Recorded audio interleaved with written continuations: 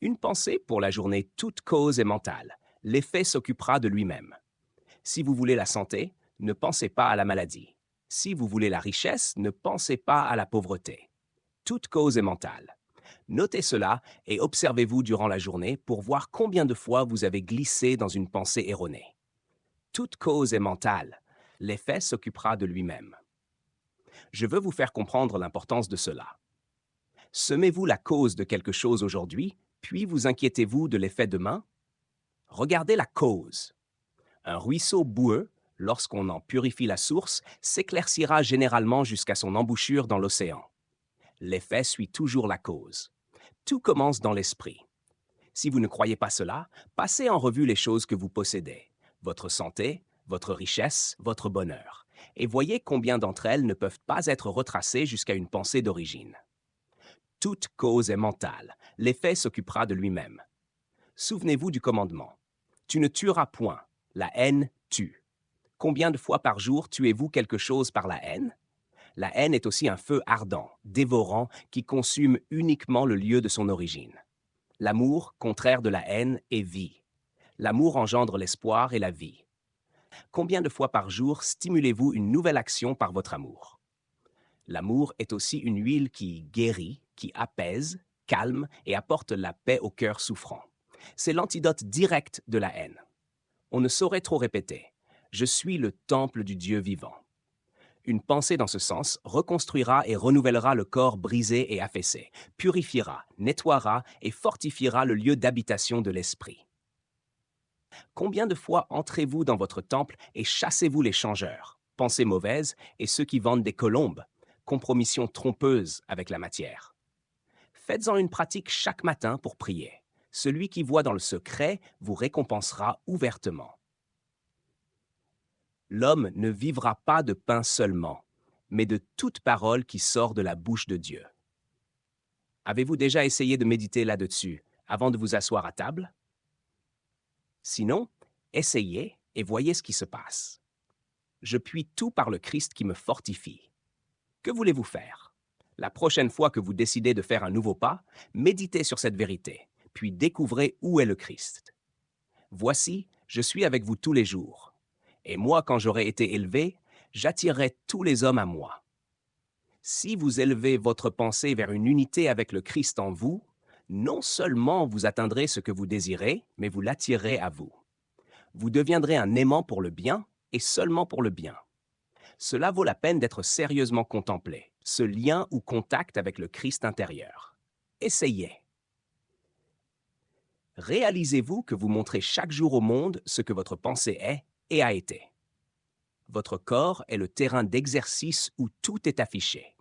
Mieux vaut commencer dès maintenant à surveiller ses pensées, afin que le changement tant nécessaire puisse s'opérer et que le monde voie votre lumière avant d'entendre votre voix. Que votre lumière brille ainsi devant les hommes, afin qu'ils voient vos bonnes œuvres et glorifient votre Père qui est aux cieux. Où est le ciel? Réfléchissez à ces choses dans le silence. Détachez-vous de l'attitude personnelle. Certaines personnes s'identifient tellement à la maladie qu'elles finissent par s'y attacher. Elles parleront de mon rhume, ma maladie, mon problème. Ne monopolisez pas toutes ces erreurs. Vous pourriez en faire un stock et vous retrouver avec un produit de bien piètre qualité entre les mains. Adoptez une vision impersonnelle de la vie et utilisez le bien en abondance. Mais ne tentez pas de le monopoliser. Une petite quantité d'eau devient stagnante lorsqu'elle est enfermée, alors que le courant reste frais et pur. Quand vous prendrez conscience du pouvoir de la pensée, vous commencerez à comprendre que la parole prononcée a un pouvoir qui, s'il est utilisé à la légère, devient une chose dangereuse. Un peu de savoir est une chose dangereuse. Gardez vos pensées sous surveillance. Veillez. Veillez. Souvenez-vous que parfois nous pouvons mettre en pratique « Il parla » et cela fut fait. La répétition est nécessaire pour discipliner la pensée. Ne vous lassez pas parce qu'on vous présente la même vérité sous une demi-douzaine de formes différentes. Nous devons vaincre et maîtriser l'homme ancien, afin que lorsque le prince de ce monde viendra, il ne trouve rien en moi. Il vient chaque heure. Il vous est présenté par chaque homme qui passe et qui ne pense pas juste. Gardez vos pensées pour qu'ils ne trouvent rien en vous. Si vous voulez découvrir quelque chose sur la vie, étudiez-la sous toutes ses formes. D'abord comme puissance, puis comme amour, ensuite comme vérité, puis comme intelligence. Prenez-les une à une et voyez si la plus infime partie de la réalité se manifeste dans votre expression de la vie. Rappelez-vous que Dieu est la seule vie, ce qui signifie que Dieu est votre vie et que votre vie doit avoir tous les attributs de Dieu. Faites le point à ce sujet et voyez si vous en manifestez quelques-uns. Soyez très insistant à ce sujet.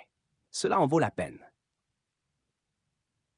Souvenez-vous que vous pouvez toujours vous lever et aller vers votre Père, et qu'il vous rencontrera même de loin. Il n'y a pas d'exclus dans le royaume des cieux. Vous avez une chance, et le simple désir de retourner dans la maison de votre Père vous indique déjà la bonne direction. Il ne reste alors plus qu'à persévérer jusqu'à l'arrivée. Ne vous nourrissez pas des caroubes de la peur, du doute ou de la condamnation. Vous êtes né libre, affirmez votre liberté. Levez-vous et retournez souvent vers votre Père. Vous n'avez pas besoin de combattre. Remets ton épée dans son fourreau. Le combat n'est pas le vôtre, mais celui de Dieu. Ne croyez pas que vous pouvez rejeter quoi que ce soit sur Dieu, car il n'y a rien à rejeter. Purifiez votre esprit et votre problème disparaîtra. Ne pensez pas qu'errer paresseusement vous mènera quelque part. Se reposer signifie activité parfaite et confiance. Ce n'est pas parce que le combat appartient à Dieu que vous devez vous allonger pour rêver agréablement, mais que vous devez rester éveillé, attendant l'appel éclatant de la victoire. Là même où ce message vous trouve, même si vous avez péché toute la nuit sans rien prendre, l'abondance de Dieu est là. Et lorsque vous abaisserez vos filets, lâcherez la pensée matérielle, non seulement vous prendrez une multitude de poissons, mais vous deviendrez aussi pêcheurs d'hommes. Vous n'avez pas besoin de quitter votre lieu actuel pour vous débarrasser d'un problème. En fait, si vous le faites, vous verrez que le problème est le premier à vous accueillir à votre arrivée. Surmontez-le ici et maintenant, et prouvez que ce lieu est une terre sainte. Vous pouvez le faire. Saignez vos reins et avancez.